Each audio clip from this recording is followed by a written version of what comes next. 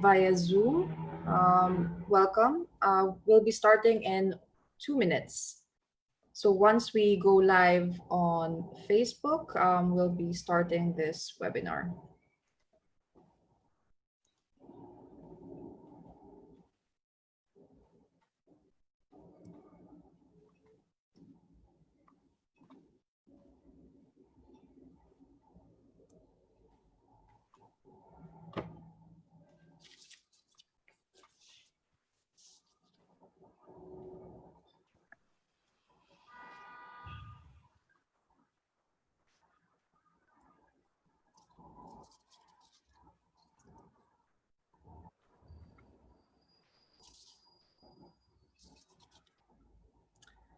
Okay, good morning, good afternoon, good evening, everyone. Thank you for joining us via Zoom or via Facebook Live. I am Laura Bayans from INTAL Philippines, and I will be your facilitator for today's webinar. This webinar is hosted by Viva Salud in collaboration with INTAL. And this is actually part of a series of webinars that Viva Salud has been hosting on the struggle for health in light of COVID-19. So for those of you who wish to have simultaneous translation, which is kindly provided by my colleagues Lotte and Cedric on the line, please do click on interpretation below your screen. Click on French for French translations and click on German for the Dutch translations. So please go ahead and do that if you need Dutch or French translations, because this webinar will be in English. So this webinar is actually part of Viva Salud's ongoing campaign around supporting the fight against Corona worldwide. So if you wish to support and find out more about this campaign, you could do so by visiting vivasalud.be or their solidarity group on Facebook with the name Support the Fight Against Corona Worldwide, or by making a donation for those of you who are actually tuning in on the Facebook live stream via the Facebook Live feed and the donation button right there. So before we actually start this webinar, just perhaps a quick word on the organizers before we start. So Viva Salud is a Belgian NGO that advocates for the right for health for all and supports social movements in the South in their struggle for the right to health. So they have partners in the Philippines, Palestine, Congo, and Cuba, among others. INTAL, for which I'm a member of, is a Belgian movement for international solidarity with working groups in Brussels, Antwerp, and Leuven that conduct different trainings and organize solidarity campaigns around the Philippines, Palestine, the Middle East, Latin America, and around decolonization. So for today's webinar, we will actually be hearing from two women advocates who will talk about women on the front line and the challenges they are currently facing in the fight against COVID-19, both in the Philippines and in Belgium. So our first speaker will be Joms Salvador. She is the Secretary General of the Philippine Women's Movement, GABRIELA. Joms is actually also Vice President of the Philippine branch of the International League of People's Struggle, or ILPS, and is also actively involved in several international women's movements. A quick word about what GABRIELA is. So it's a women's movement. It's a grassroots-based alliance founded in 1984 that supports women, especially those in marginalized sectors of society, and help them by educating them and empowering them to fight for their rights. So we have Joms. Hi, Joms. And then our second speaker is Merel Terlien. She is the co-chair of Furia. It's a feminist think tank and action group in Belgium, founded in 1972, that advocates for solidarity and a more equal society. So Merel is also actively involved in feminist and anti-racism movements, and is currently working for the Flemish government and is actively involved in the labor union. So, hi, Merel. And if you have any questions for our participants, if you have any questions for our speakers, please do feel free to use the Q&A button below your screen. And if you're actually tuning in on Facebook Live, just leave a comment on the live stream and type in your question. And please do also use the chat box for those who are joining us via Zoom for sharing perhaps interesting articles and information. Or if you do have any technical difficulties, please do let Viva Salud know. So there's a Viva Salud handle currently active who's hosting the webinar, and you could reach out to her via private chat. So without further ado, I'll now hand off to Joms from Gabriela. Gabriela, on to you. Okay. Thank you, Laura, and good evening from the Philippines. From my side of the world, it's evening, so good evening, good day to everyone. And before I start, let me just thank Viva Salud for organizing this webinar, specifically on the impacts and the situation of women, impacts on women of the COVID-19 pandemic crisis. And while the COVID-19 pandemic is really, perhaps we haven't been to a situation as huge and momentous and as far-reaching in impact as we are in now. And this is such a good opportunity to be talking about its impacts on women. I think in many situations, in many countries, women are bearing the brunt and women are bearing disproportionate burdens of having to be in this current situation. And unfortunately, many governments are trying to, are not really surfacing the issues of women and the specific demands of women in the midst of this pandemic. And that we are in this webinar to discuss the situation of women, it's the impact of the pandemic on women is really something that I think it's necessary for us to be able to understand and the true situation of people in the world in relation to this pandemic. So I have to aid the discussion just a few slides to discuss the COVID-19 pandemic and its impacts on Filipino women. And let me just start by saying that this situation has intensified whatever oppression, exploitation, and violence that Filipino women, and I'm sure other women in the world are experiencing. And let me just figure it out. But before that, let me just give a quick discussion of the context of why we are saying that this situation has put women at a greater situation of exploitation and oppression. So some quick facts on how the Philippine government under the current administration has responded to the COVID-19 pandemic. In a nutshell, perhaps no statement would be best to capture the Philippine government's response, saying that the Duterte administration responded late, incoherently, incomprehensively, and with a militarist standpoint in mind to an otherwise public health crisis. While the world has been anticipating the impacts of COVID-19 since December of last year, unfortunately, the Philippine government only took notice of the situation in early March of this year, when there was already local transmission of the virus. In early January, when there were already advisories from the World Health Organization for governments to look into possible vulnerabilities of countries into the pandemic, the Philippine government, or specifically Philippine President Duterte, responded by saying that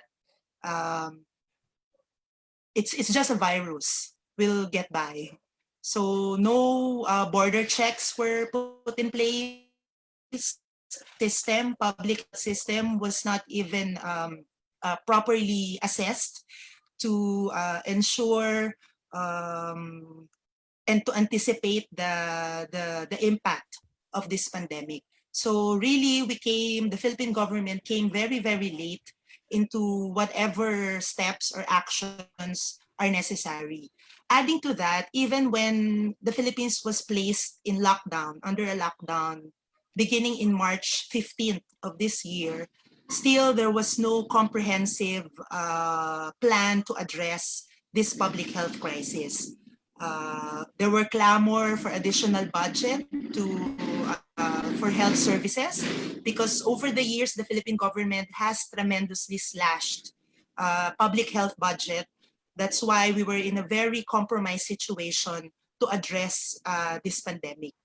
And instead of ensuring that people's health, people's livelihoods, and the rights of people would still be taken care of despite the pandemic, the Philippine government merely responded with increasing militarism, increasing rights suppression, and it was for a very long time that we are under a lockdown.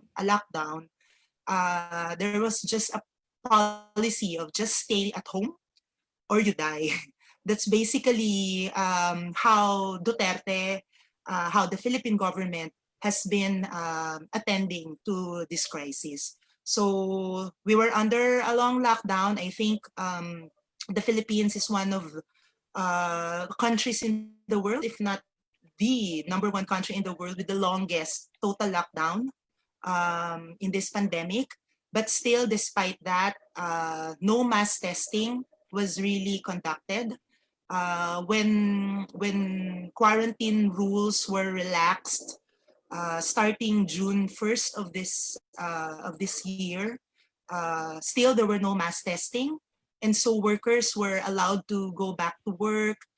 There was a few mass transport services opened. But the fact that there was no mass testing, I think, points to the fact that we are really ill-prepared to open up the economy a bit. And so since June 1st, there has been really a spike of COVID-19 cases. And it's tremendously worrying to many. As we speak now, in fact, there has been rumors of the Philippines being put under another total lockdown.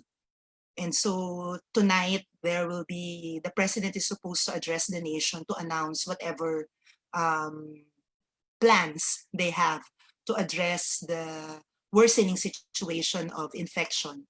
And as I mentioned, people's right to work and earn a living was or continues to be curtailed so much, but still there is not enough economic aid, especially to the poor and marginalized. There's supposed to be a multi-billion peso budget for social amelioration support to the most marginalized, but unfortunately that hasn't proven effective in really addressing the hunger, the poverty that has worsened under this situation.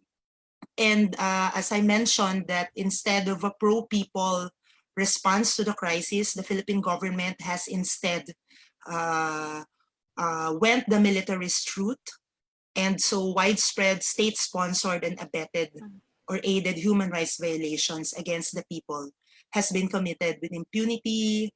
There has been so much police abuse in checkpoints, in communities where merely going to the neighborhood store without wearing your face mask could land you days in prison. So in a nutshell, this pandemic is being milked dry, really milked dry by the Duterte government. Duterte has had an authoritarian aspirations. And it doesn't help that the Interagency Task Force on COVID-19, which is sort of the super policy making body that we have now, is composed of many retired military generals. So there's seems to be a military junta running the country now because of how the current administration is milking the situation dry.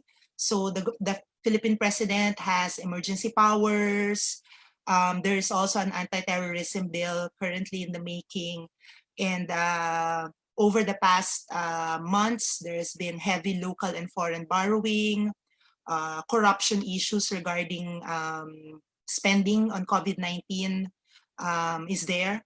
And of course, there are many anti-people restructuring programs, economic restructuring programs to bail out supposedly big business, but actually also putting a heavy toll on workers that are currently in place and are currently being implemented by the Philippine government.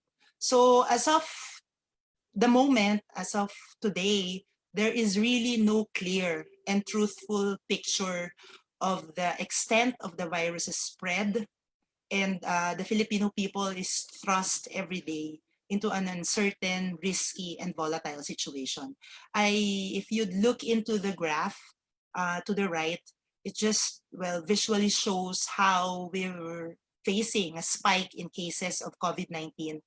And the cases have particularly spiked as during the lockdown, and when the Philippine government relaxed a bit some of our quarantine rules. So it's really, it's really a devastating situation if you look solely on the numbers. But then again, numbers really, or our official statistics really do not show the truthful extent of the situation. And as we joke, because even in times of crisis, Filipino people can joke.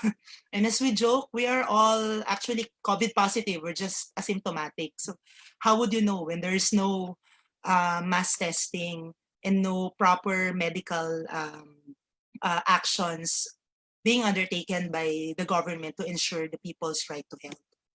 So we've been under multifaceted attacks on our right to health, on our economic rights, and on our right to, and on our civil, political, and other human rights. So as we may discuss, as I've mentioned, there is still to date no mass testing for COVID-19.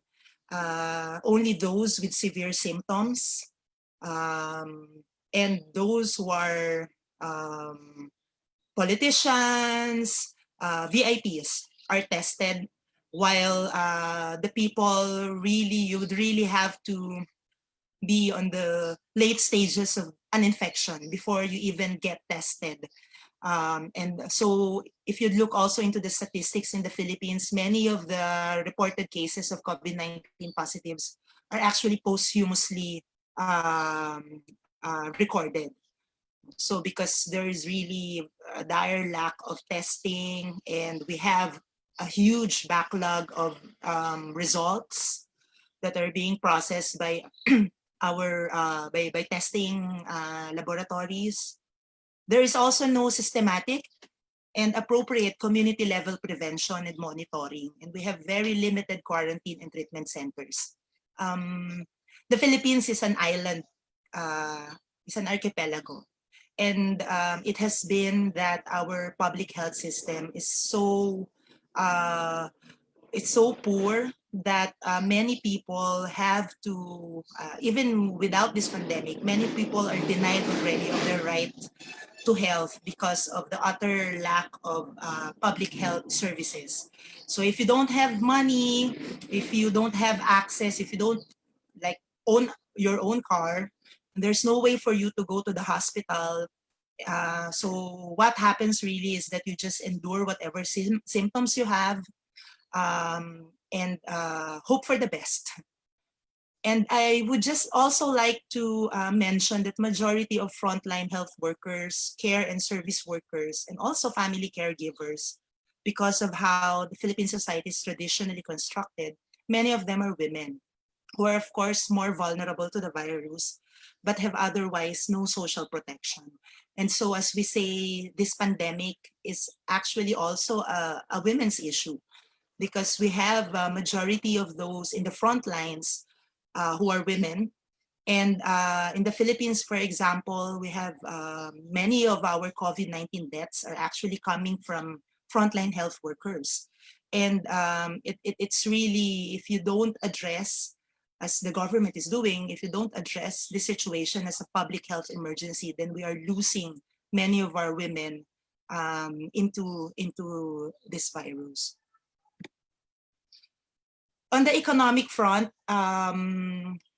because under this lockdown, and also even in the general community quarantine, which is like just a little bit of a more relaxed version of the total lockdown that we had in the past maybe 76 days, many workers are still not allowed to go to work. And even if they are allowed to go to work, they are thrust into a situation where there is no proper mass testing. There are no public mass transport system readily available. So it's really taking a toll on our workers. And but workers are, you know, just trying out their luck, because otherwise their families would go hungry for several months already, that economic activities have been stopped. And let me just say that in the Philippines, majority of contractual workers with no job security, no social protection, and those who are under a no work, no pay arrangement are women. 70% of contractual workers in the Philippines are women. And so with no economic assistance, and who are fighting for their family's existence, would risk going to work or trying to earn a living despite a pandemic. So 16 million women in the Philippines are economically insecure, and that's like about half of the whole female productive force. And these are, you know, the women who are bearing the brunt of increasing poverty and increasing lack of access to economic or to jobs. And there is a projection that that there could be from 7.5 to 10 million workers who will become unemployed, or who have already become unemployed as a result of this pandemic. And with women being in sectors that are most likely to be hit by unemployment, manufacturing, services, care industries, including migrant women, we are looking at more and more women being unemployed and being all the more economically insecure.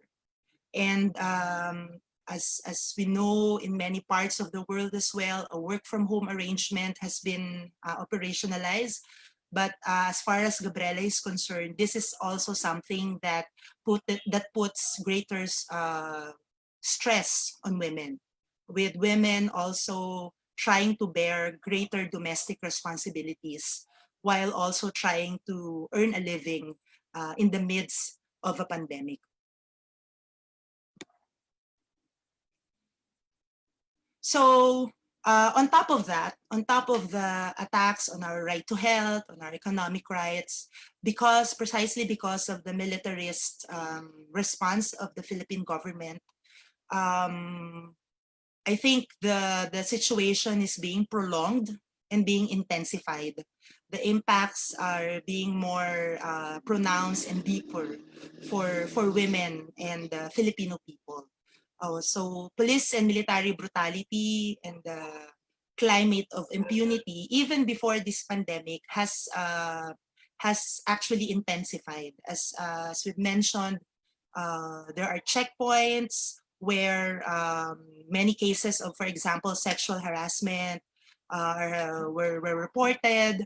There are also in implementing curfews, there were many who were rounded up, sent to prison merely because they didn't stay at home. So instead of a nurturing reaction or a nurturing environment for the people, the Philippine government, through the police and the military, has met the people with brute force and with curtailment of our freedoms. And it doesn't help as well that under this situation, as in other situations of emergencies and crisis in the past, there men in uniform, people in authority feel that they are, that they are so powerful that they can just deny people their rights. And there has been a lot of cases of police abuse. There has been reported cases, for example, of civilians rounded up for getting out of their houses or violating the curfew, who were sent to prison and were made victims of rape inside prison because the police are trying to teach people a lesson. So there are several instances of violence against women and other human rights violations committed brazenly, unfortunately, by those in power. And I think this is also something that has been proven true in many other countries in this situation of pandemic, that home quarantine increases women's vulnerability to domestic violence, online sexual exploitation, and also prostitution. In the past 2 months that we were in a total lockdown, conservative reported cases of violence against women, mostly domestic violence and online sexual exploitation, has been reported to a record high 3,700 cases in those 2 months. And as for GABRIELA, we think the reporting is conservative because people are afraid to report to the police. There have been many women who have been calling GABRIELA, saying that they cannot just report to the police because they are afraid of the police at this point. So we think that when restrictions ease out, there might be a surge of reporting of violence against women and children as well. So I would also like to mention that restrictions on the right to mobility, education, and essential medical services are also being experienced by women and the Filipino people.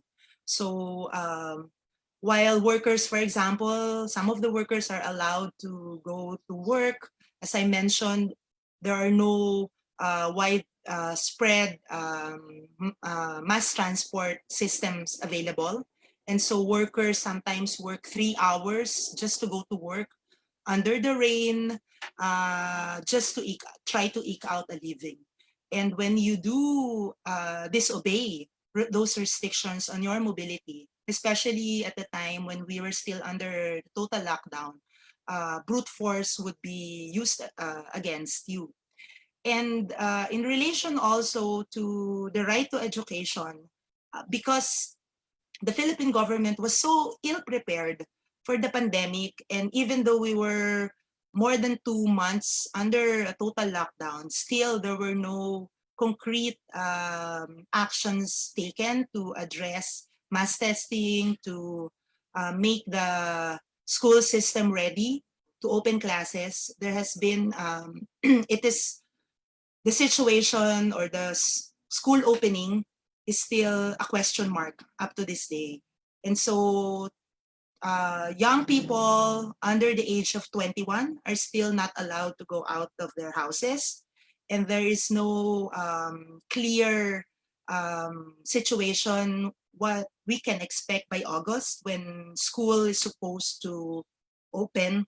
I think many parents are considering not sending their school in August, and they would, because President Duterte said, maybe let's just wait for the vaccine before we allow kids and the young people to get out of the house.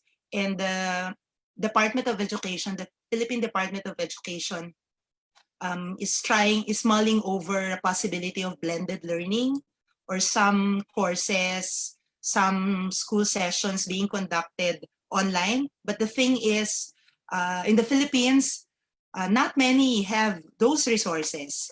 And it's also putting another layer of burden among parents, especially mothers, because they would be asked to supervise and really facilitate their children's learning. So, but without the necessary preparation for many parents like me to go about this situation. And especially in the countryside, in rural communities, where many families have no cell phones, tablets, much less laptops to facilitate online learning. So that's really a huge question mark. What will happen to the youth, and what will happen to their right to education?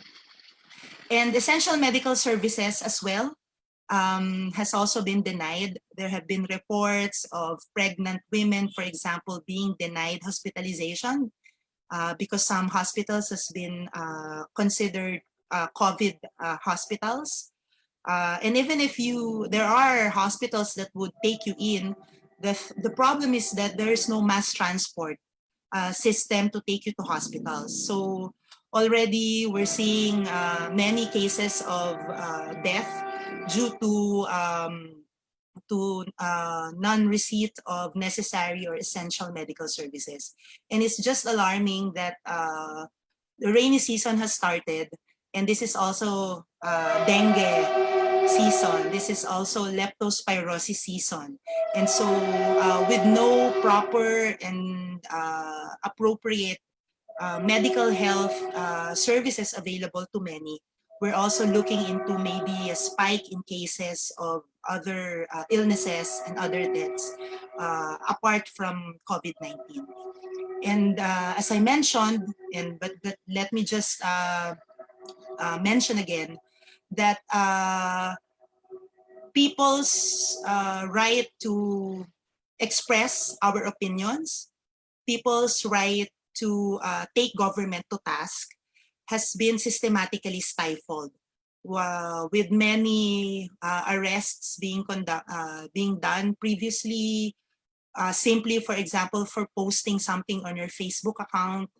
And with an anti-terrorism bill in the works, currently in the works, we think that this will spell even greater doom for human rights in the Philippines. And let me also mention a sad and enraging news that just this morning, Maria Ressa, CEO of Rappler, of a media outfit, was convicted of libel. And this is something that I think is foreboding of more gloomy days ahead under this current administration that disrespects many of our fundamental freedoms, including press freedom, freedom of expression. So Rappler, online media outfit, their CEO and their writer has been convicted of libel case. We have one major network, ABS-CBN, whose license has been revoked.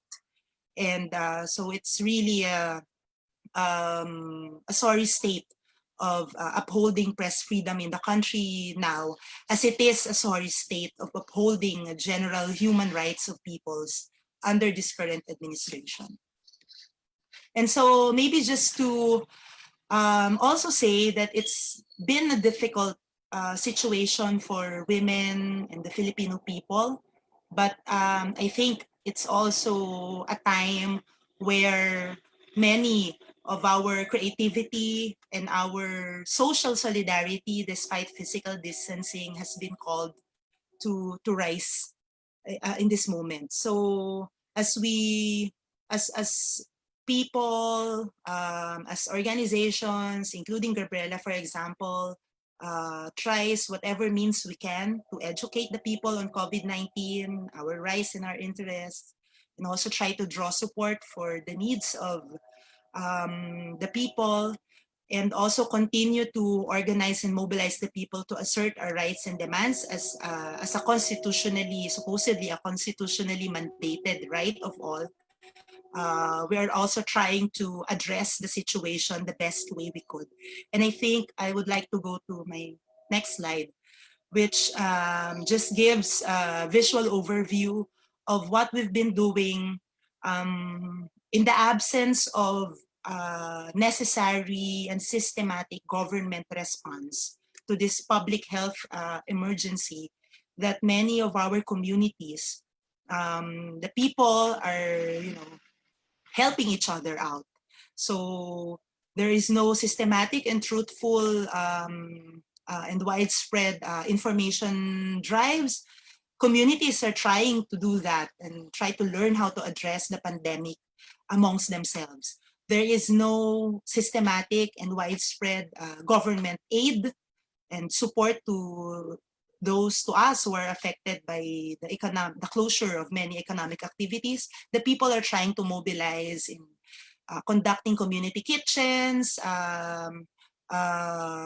sending relief to communities, to marginalized communities. Also trying to help each other by sewing masks and at least, try to share protection from this virus, which, by the way, the government didn't even think of doing. At least a very basic community level response to this crisis. None of that has been done by the Philippine government. And if you can look into this photo in the lower left of the screen, this is a demonstration that we had just last June 12, which is also the Philippine Independence Day. And it's a protest that was attended despite the pandemic, and despite Philippine police's issuances that people who would go out and join protests would be arrested.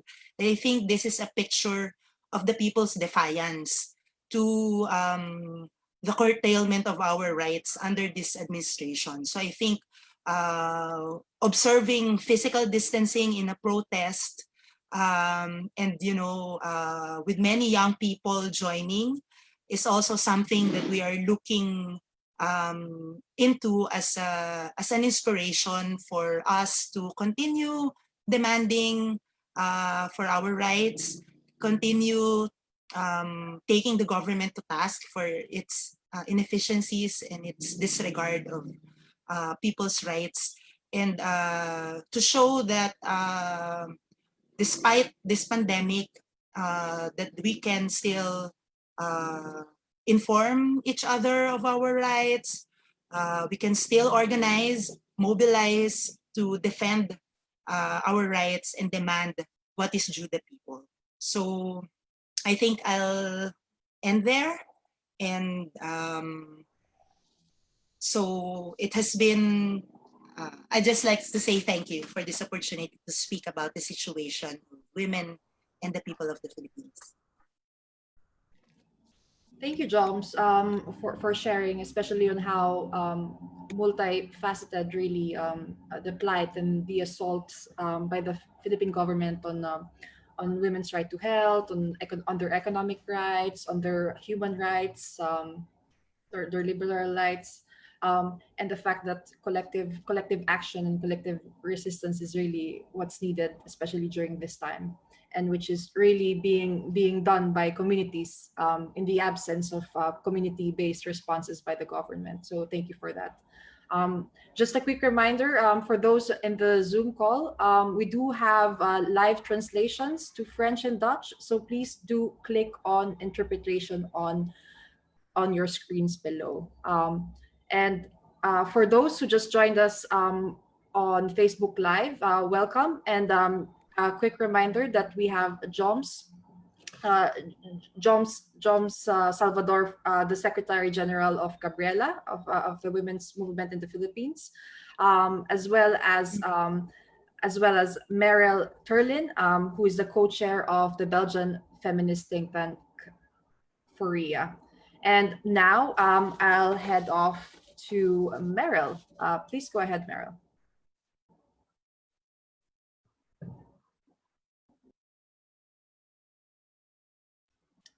You are on mute. I'm unmuted. Yeah. Perfect. I just said thank you so much, Joms, for your interesting presentation, for sharing your story. I'm going to tell something about the situation in Belgium here, and I'm going to share my screen. I prepared some slides as well. Here it is. I hope you can see it. So let's start with some figures as well, some data. Something briefly about the situation in Belgium. It's coming. Actually, Belgium, yeah, here you can see the numbers. So we're here. So these data are from yesterday, June 14. So in total, there were 60,029 cases reported of corona, of COVID-19. There were reported 9,655 deaths and 1,589 people were recovered. And I have to say that Belgium, I think, is in a different phase of the pandemic than the Philippines are, because Belgium, the pandemic is not so strong anymore, or at this moment, the pandemic has lost its impact.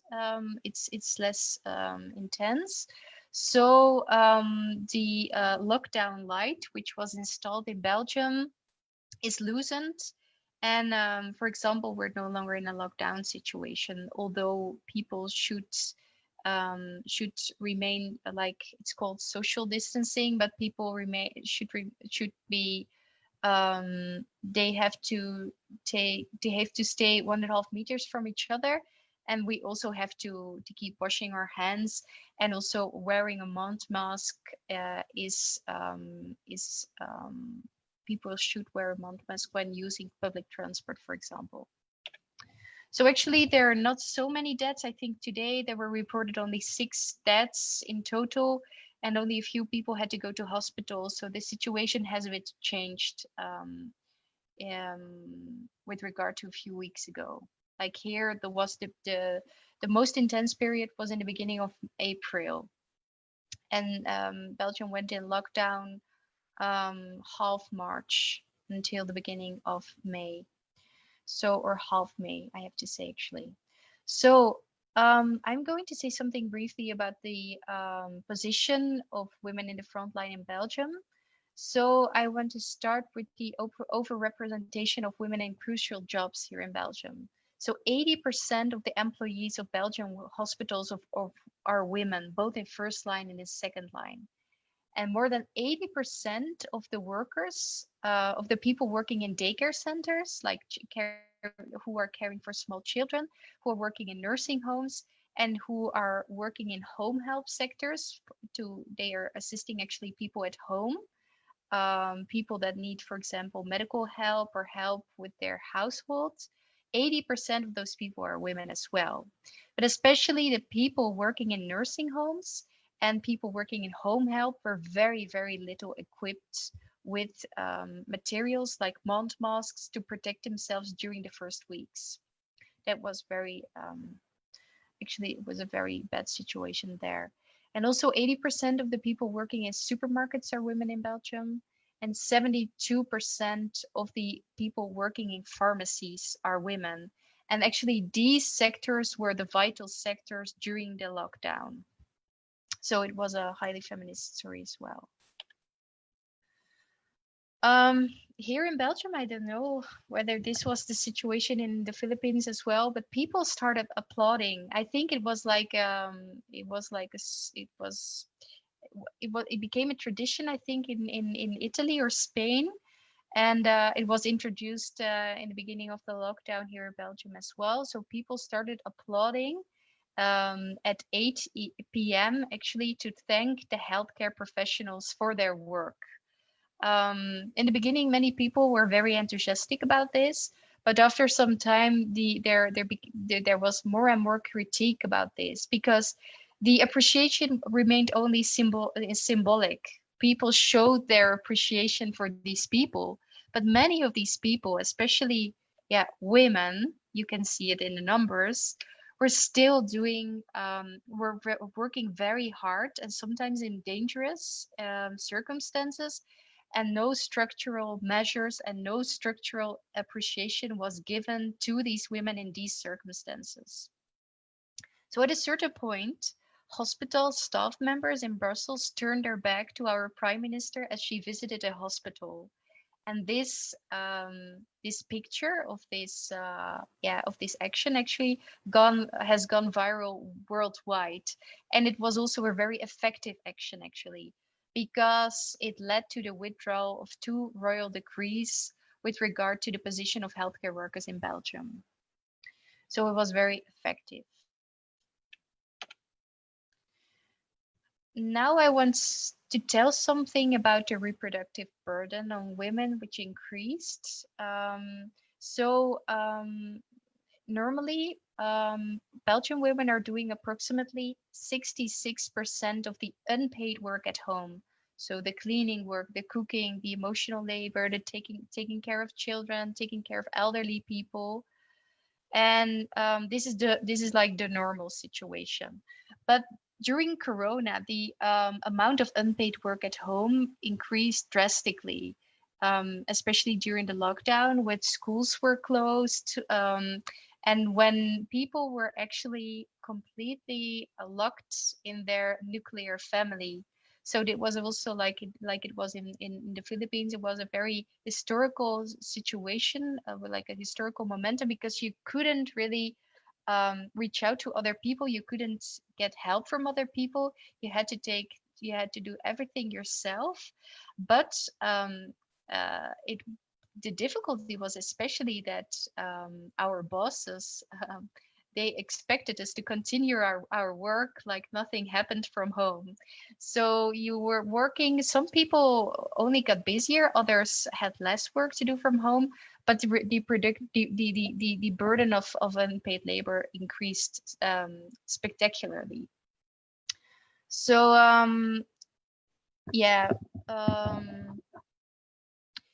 and also this was especially the case, and I have many single parent friends, and it was very, very hard for them, especially because when you have when you're living in a small community, or when you're having a partner, for example, you can share some tasks with other people, with other adults. But when you're a single parents had to combine both productive work for their bosses, if they still had their work, and they also have to combine it with all the reproductive work that had to be done at home. So that was super, super tough for them, and they couldn't really see other people or get support with all the work that had to be done. And also, like in general, so the amount of unpaid work rise spectacularly. But on the other hand, the socioeconomic position of women was also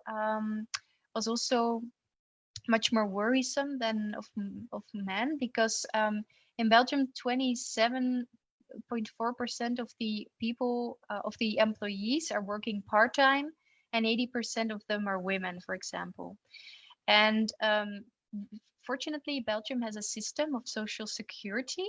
So people who weren't able to work or to continue their work during the crisis, during the lockdown, they could receive an unemployment benefit, a benefit for technical unemployment. And those people received 70% of their average income. But of course, if you are only working like 60% or 80%, that's already less. And then you receive only like 70% of that percentage. So especially for some female friends, it was also a very tough period financially. Yeah. Oh yeah, and then at a certain point, from the beginning of May, there was also like a system installed because so many parents, for so many, it became clear that it was so tough to combine both the unpaid work and the productive labor for parents, especially with small children. And therefore, the government introduced a system where people could take like days off, and they could the compensations to for these holidays, these were like holidays to care for your children at home, because the schools were still closed, and many schools still are like people many children are going to school now for 2 or 3 days a week, only half days.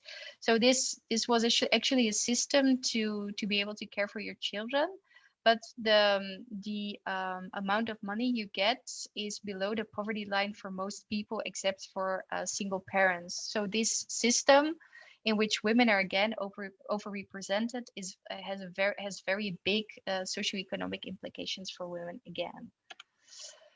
And then we also had the increase of violence. So the amount of reports of violence within the family increased 4 times. Most victims were women. And I also I opened my house also for a friend who fled their violent partner, for example. And this was also very, very difficult during the lockdown, especially because many shelters were full. So therefore, the government made agreements with hotels so that people could flee to hotels as well. But this is not easy either.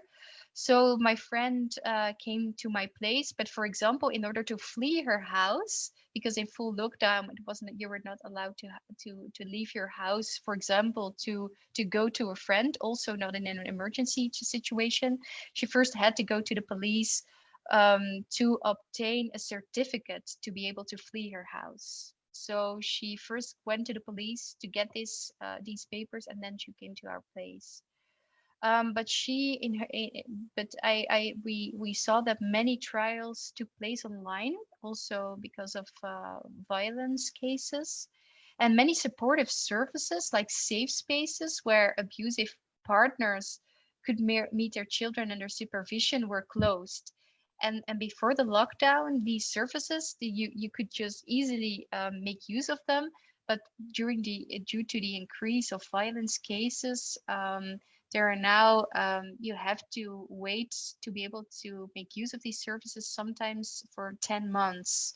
This has also many implications for children. So some of them are not able to see their other parent, for example, during 10 months. And I've heard of women that this has a huge impact on the decisions and the final decisions that are made in court, for example, when there are children involved in violent cases or cases of violence within the family. So some women are not opting for this option because it's not an option for the coming 10 months. So they're seeking for constructions themselves, or some might even allow their violent ex-partner to visit their houses in order to see their children, because these services are not available at the moment. And due to the lobby of Furia, the abusive ex-partner can be expelled from the house. But we have the impression that there is not that not many lawyers make use of this option still. And we want to do a further investigation on that.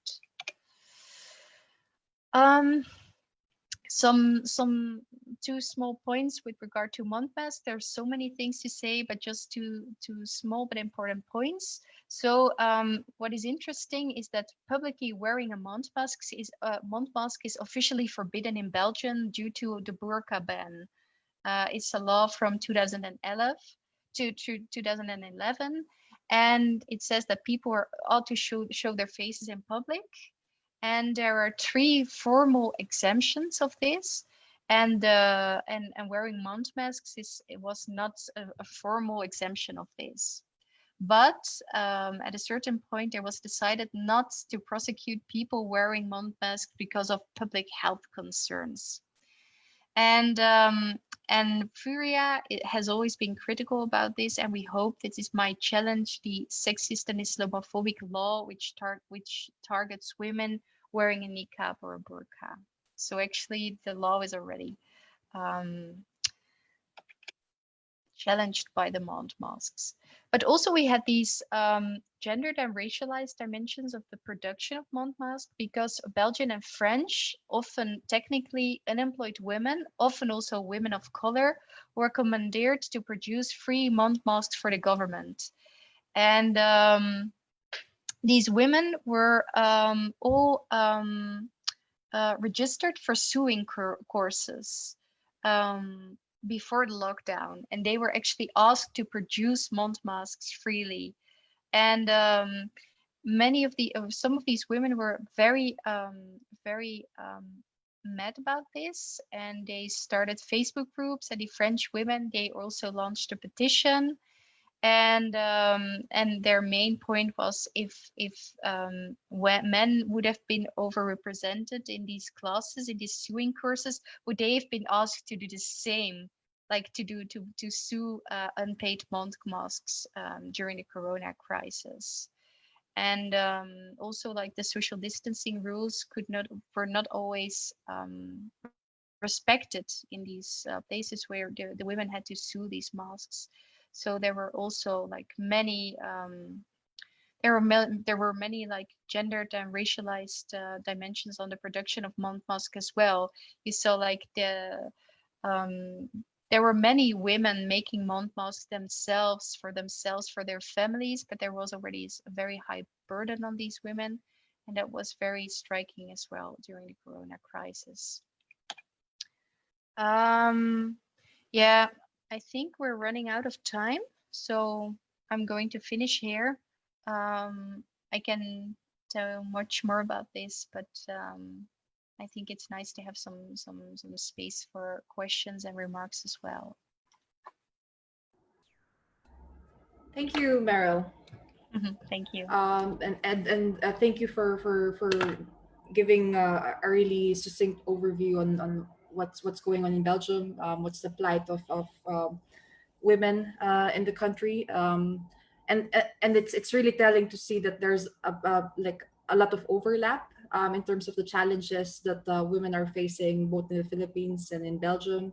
Like the fact that a lot of frontline workers in the health sector are really made up are mostly made up of women. Same case in the Philippines. The fact that there's this increasing domestic burdens for women, especially for single parents or for working women who also have to juggle between a paid work and domestic work. And this really alarming increase in the number of violence against women cases in both countries. So that's really quite telling, really, on how these sorts of issues around women in different countries during a pandemic is really quite similar. On to the question and answer portion. I do have a question around how exactly so with everything that's going on in the last few months, in Belgium specifically, and in the US, you have the Black Lives Matter movement really taking strides in terms of calling out police brutality and really systemic racism in the US. The same has been replicated here in Belgium, and is really gaining momentum. In that sense, though, like in Belgium, what do you think is the link between women and the anti-racism movement that's going on in Belgium during a pandemic? It's a question for me, I guess, or Yes. Yeah. So I think the impact of the crisis, of the Corona crisis, is not very visible yet. I think that's my implication, but I think that many things that are that we saw, many mechanisms that are affecting women, are especially also affecting women of color. and also people of color, also men. Like we have these problems with the socioeconomic burdens, for example. Those two things there are very strong parallels, I guess. But there is a lack of data yet. I was checking some data, but I think that we're still like in a kind of crisis mode, but that these things become much more visible after the crisis, or at a certain point these things become much more visible, I guess. But I don't know. I'm wondering actually, because also during the Corona crisis, there was a lot of police, also in the place where I'm living here in Belgium, and they were quite strict. And I can imagine that, especially also, we saw this also had like racialized implications, because many people are many white privileged people have big homes, they have big gardens, and I'm living in a neighborhood where many people of color are living as well, or people with like a smaller income. They have no gardens. That they if they wanted to go outside to get some fresh air, they really had to go to a public space. But the police was very strict, and of course these white privileged people can make use of their own garden, but these people of in less privileged position, in which are women of people of color are overrepresented in Belgium as well, they had to go to the streets. And often you saw also like incidences of police investigating or going to these people, like you should leave this place, you should go back to your own place. But there was such a striking difference in the positions of different people. The implications were so different. And I think there at a certain point we were also like police people came also twice to us, because we were outside with our small daughter. She wanted to play a bit outside, and it was allowed at a certain point to go outside for some walking or some bicycling, cycling. But then we had the rule was that you had to move. But we were with a small child and she couldn't move all the time. She's only 2 years old. So sometimes we were standing still to take her with us again. But then a police came at a certain point that we had only, that she came to us only one time. And if we didn't listen this time, we would have to pay a very high fee. And I wondered, like, how are they going, like, we said, like, we explained the situation with our small daughter, but how would she have reacted to other people, for example, to people of color, or so. But there are not so many data on these issues so far. But now you see it also with the protests. These are also highly criminalized. Like, see all those people being irresponsible, going outside the streets for all those Black Lives Matters protests.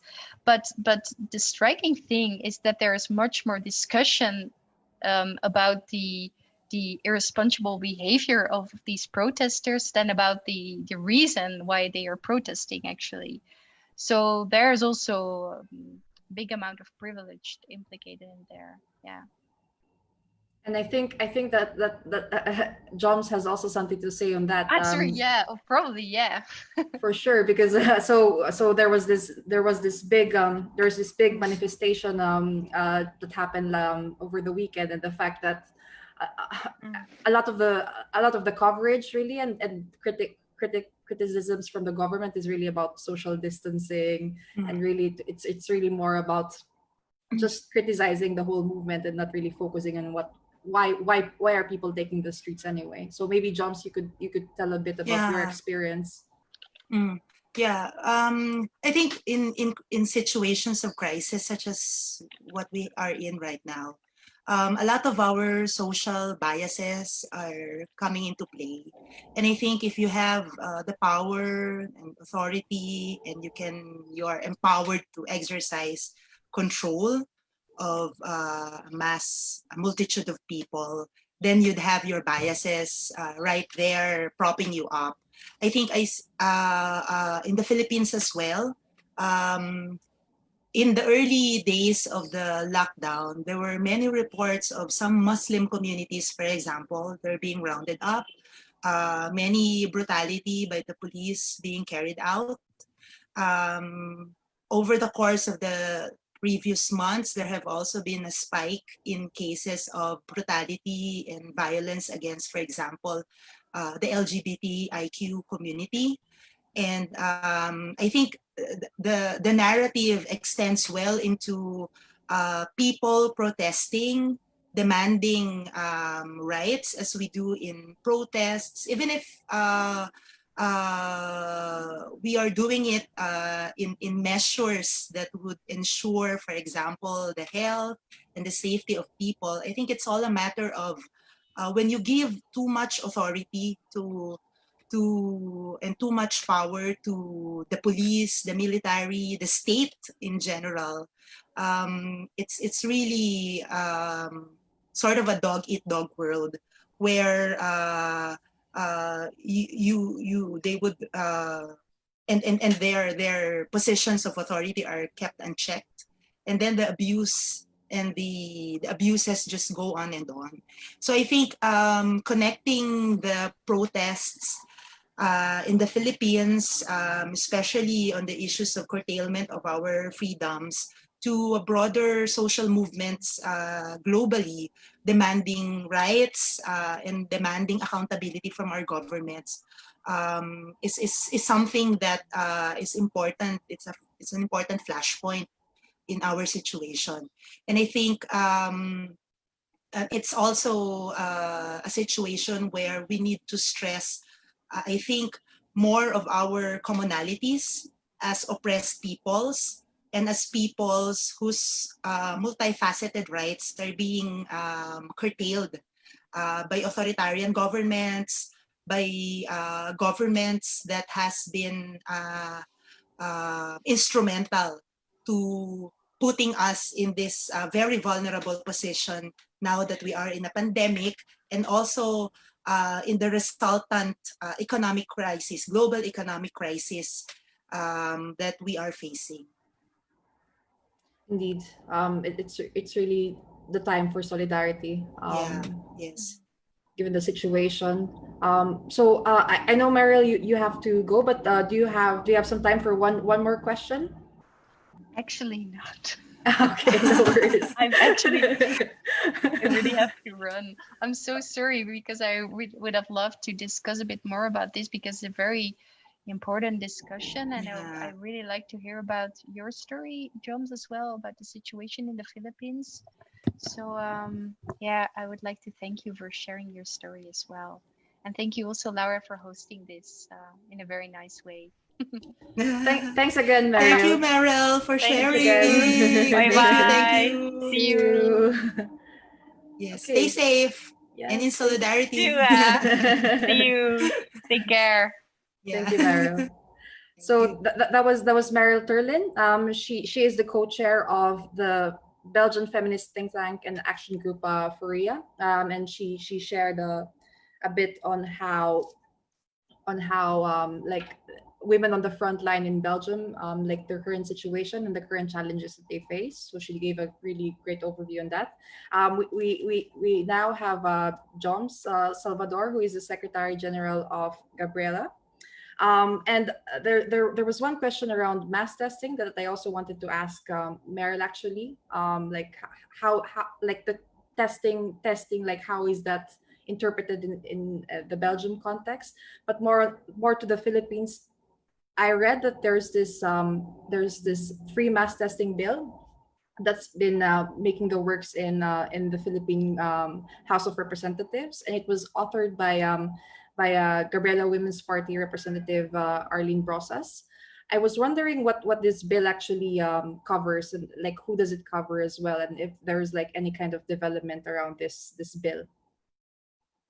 So over the past months, what has been a resounding demand or call by many sections of Philippine society has been to institute a system where there would be free mass testing for COVID, for possible COVID infections.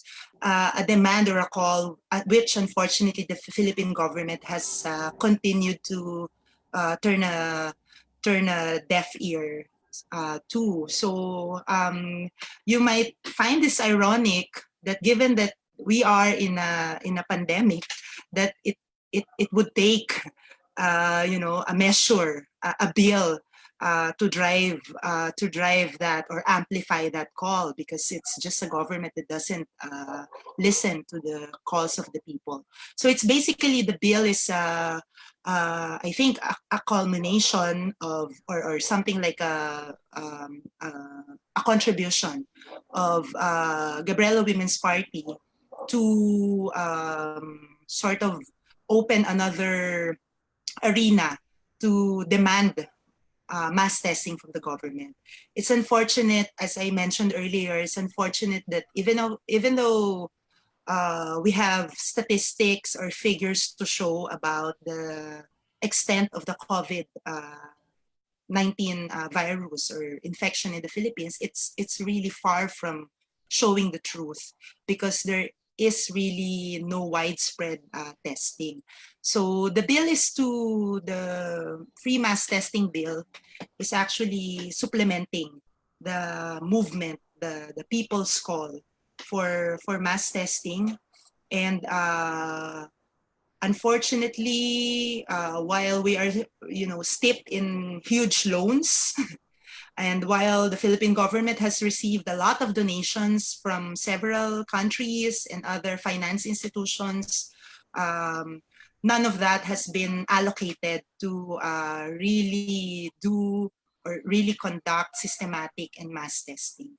So as I said, it's either you are very ill already, the symptoms are very severe, or you are close to the president's kitchen to be tested. Yeah.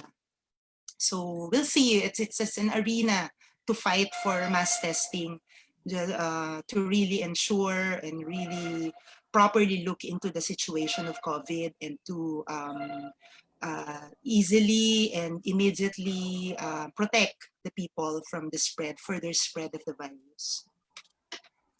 And for so we just got this really interesting question on the what the current situation is in Philippine prisons. Is there an attention to COVID-19? How dangerous is it, especially for imprisoned women? Mm-hmm. First of all, unfortunately, while prisons are like petri dishes for COVID or for virus spread, only the police and prison guards are tested.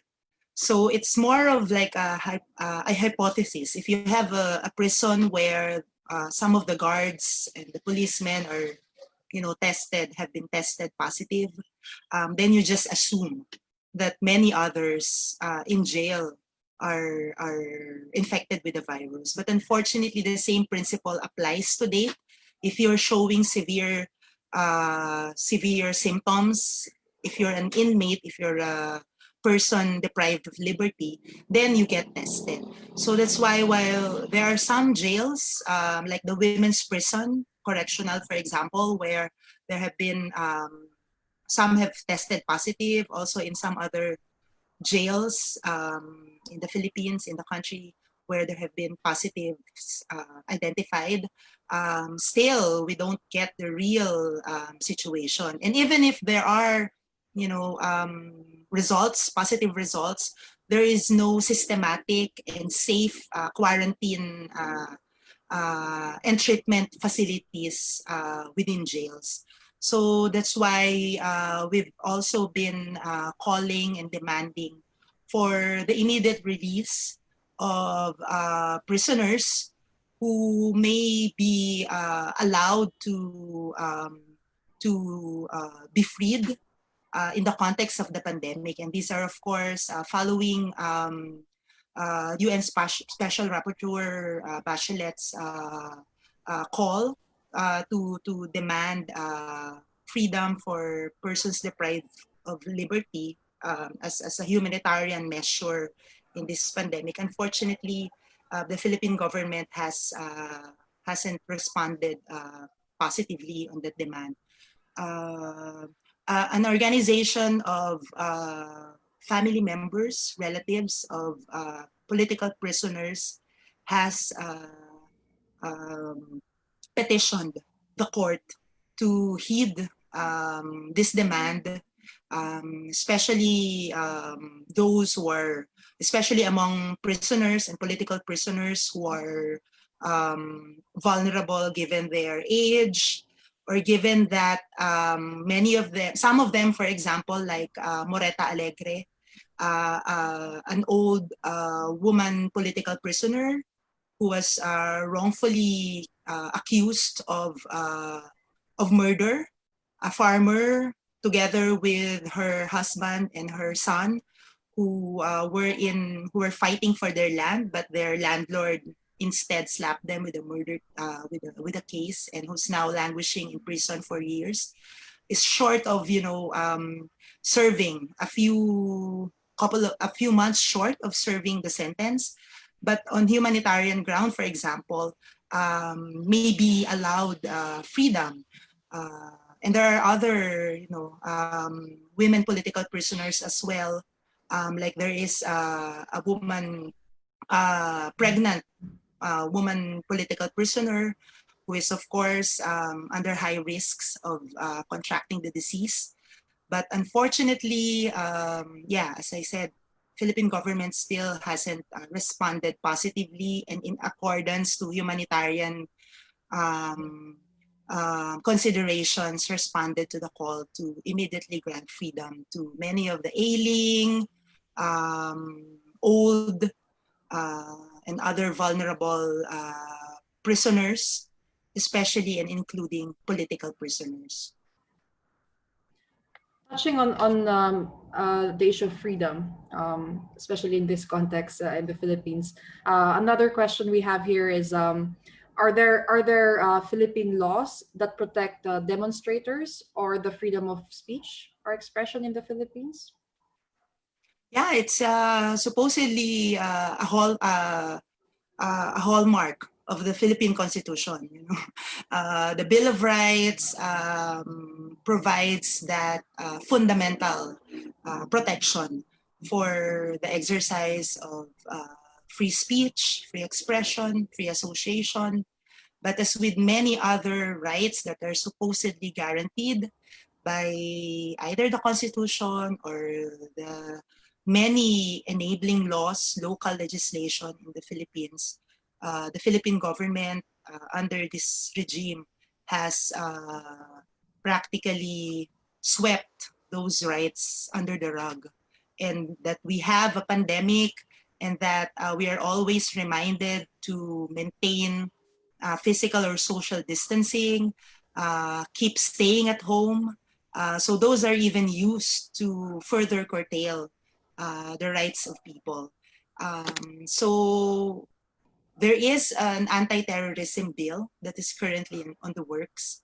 Both chambers of Philippine Congress have already signed the law, and we're awaiting the bill, and we're awaiting the signature of President Duterte. But many have started calling that bill, the anti-terrorism bill, an anti-human rights bill or anti-human rights law, because essentially it's legislating curtailment, systematic and legal curtailment of many of the freedoms that we enjoy, or many of the rights that we're supposed to enjoy, such as being free from warrantless arrest, such as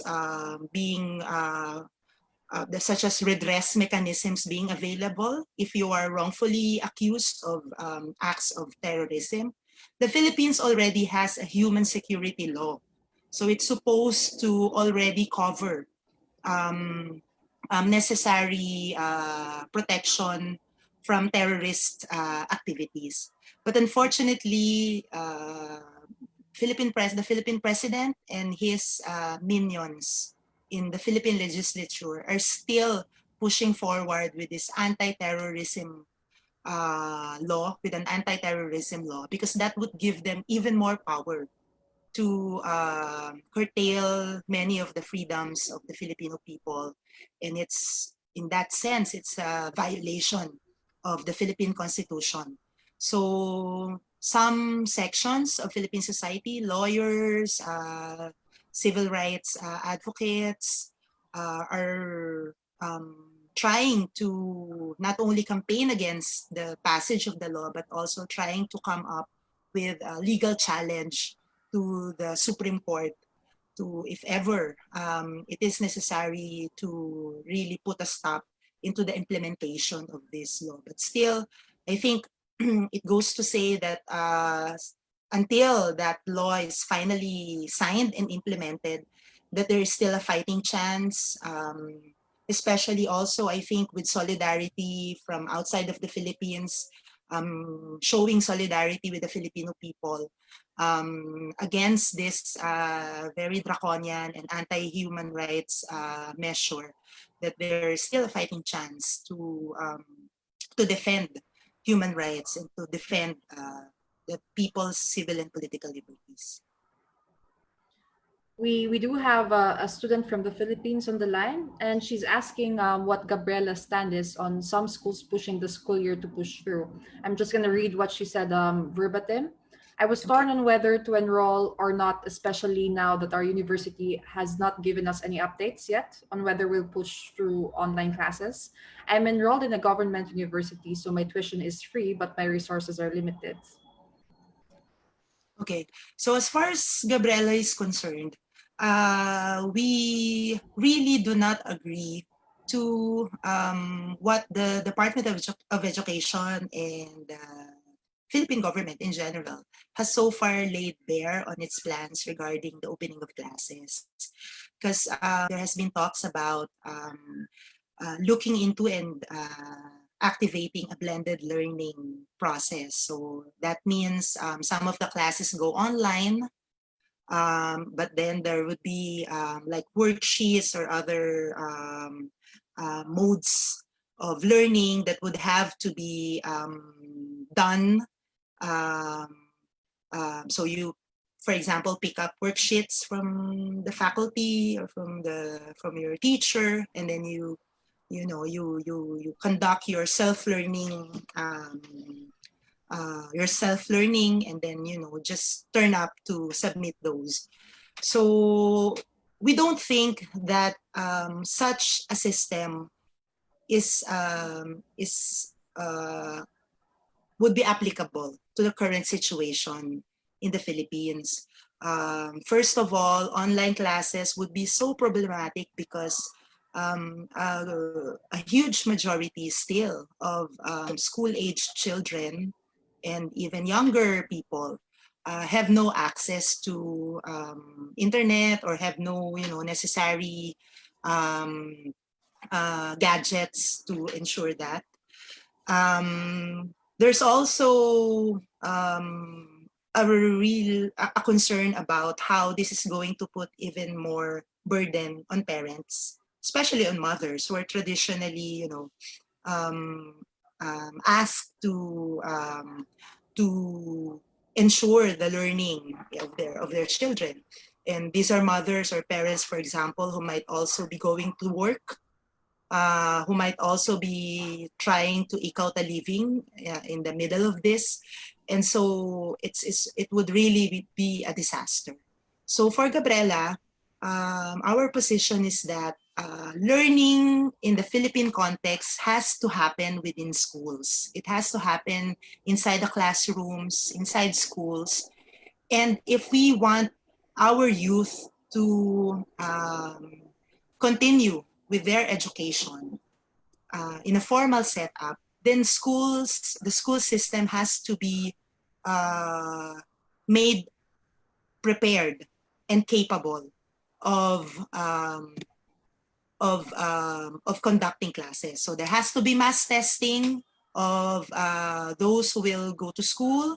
There has to be a mass testing of teachers and professors, school administrators, and each school has to have also facilities for quarantine, and especially if there would be, to prevent an outbreak. within the schools.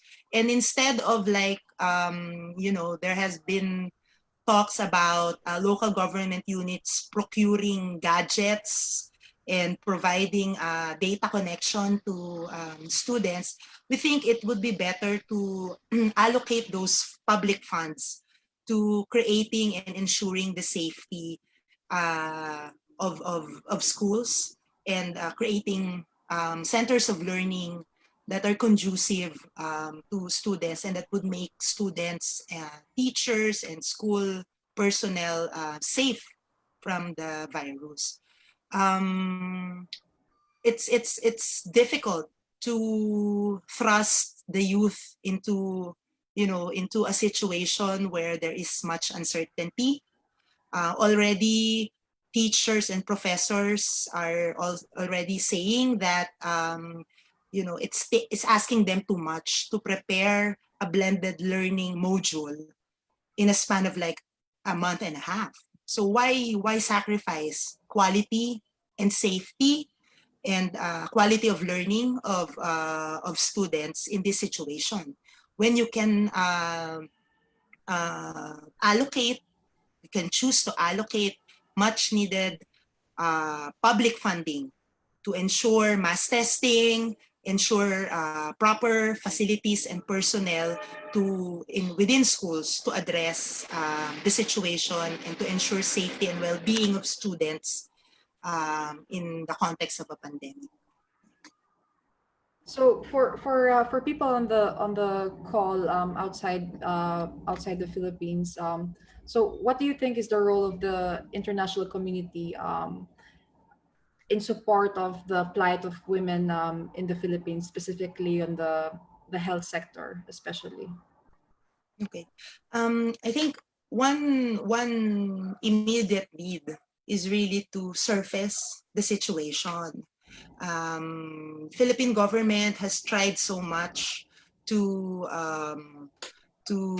hide the real situation of the people, of women, amidst this crisis. And I think what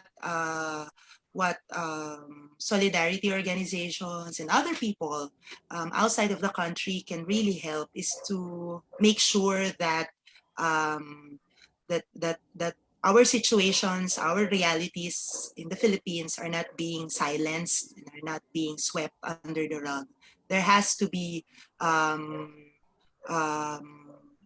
truth telling in all these. And we can never, see a real picture if we don't amplify stories from the Philippines, etc. There's also a need for solidarity, supporting the calls of the Filipino people for example, mass testing, for proper way and comprehensive way of addressing this pandemic. There's also a need for us support to our demands against, for example, the Anti-Terrorism Bill, which will put the Filipino people at a much more difficult situation and our human rights all the more curtailed. And when that happens, it will be all the more difficult for us to surface realities and issues from the ground and from the Philippines. So it's a really important and necessary to amplify the call of the Filipino people in these really difficult times. And of course, as there is also a need for, I think, people-to-people support for not only the everyday needs of the Filipino people, especially since the Philippine government has practically turned its back against ensuring food on people's table, has practically removed responsibility from the fact that many Filipino people will be unemployed because of this situation. And there's also talk about how to rehabilitate after this pandemic. And we're not in the Philippines. I think we're not even at the second outbreak. We're still, you know, we're still pretty much because cases are still on the rise, and there's no truthful recording of the real extent of the infection. So I think there are many fronts. There are many ways by which solidarity movements across the globe can show solidarity with the Filipino people. From the Philippines, we're also trying to show us solidarity to the rest of the people of the world. We are all, as we say, we're all in this together. It's a pandemic, and our situations are all tied together. And with I would just like to add that with many governments globally taking the authoritarian route to addressing, you know, this situation, that our struggles are all interconnected. And then, of course, there is, I think, a global economic restructuring that is going to happen because capitalists, because I think the neoliberal system would want to, you know, keep its to survive. And I think many of us, especially the working people, would have to bear much of the burden of a global economic restructuring that that is in the throes of this pandemic. And so when people in Belgium, for example, demand social protection, demand workers' rights, demand against racism, against, you know, for gender liberation and equality, that's also linking into the struggles and demands of the Filipino people. So building also on the people's movement in our respective countries is also showing solidarity with other countries such as the Philippines, who are also in a very similar situation. Thank you again, Joms, for joining us and for really giving a really succinct overview of what's happening in the Philippines, what's happening around women's rights, around the plight of women frontliners, and how the international community could actually support the movement in the Philippines. So we'll have to wrap up this webinar. Unfortunately, I know that there was another question, but perhaps we could get back to you in a different way. Again, thank you to everyone who joined us by Zoom or by Facebook Live. It's been a really interesting and really important discussion. Really around the situation of women currently in the fight against COVID-19, which we all have to deal with right now globally. It was really interesting to hear different perspectives from Belgium and the Philippines, and really contrasting, but at the same time similar situations that are going on. And again, this webinar is actually part of an ongoing campaign by Viva Salud to support the fight against Corona worldwide.